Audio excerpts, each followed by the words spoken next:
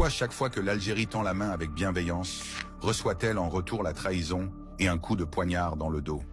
Quand les valeurs sont renversées et que la loyauté est payée par la trahison, une pause s'impose.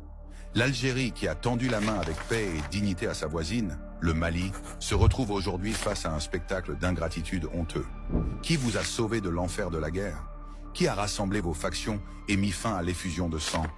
Qui a accueilli vos enfants comme réfugiés et vous a comblé d'aide et de positions honorables?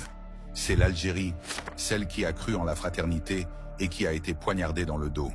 L'Algérie a été l'artisane de la paix, messieurs les putschistes, et la fer de lance d'une solution politique en signant l'accord d'Alger pour la paix en 2015, mettant fin à des années de guerre et de division. L'Algérie a également refusé que son territoire ou son espace aérien soit utilisé pour vous viser ou vous bombarder, interdisant les vols français afin de protéger votre souveraineté et celle des autres pays du Sahel. Pourtant, la seule réponse fut l'ingratitude. C'est l'Algérie qui a accueilli plus de 55 000 réfugiés maliens, leur a ouvert ses portes sans condition et a dépensé de ses ressources et de ses moyens pour soutenir des projets de développement sur une terre qui n'est pas la sienne, mais qu'elle considère comme une extension de la dignité africaine.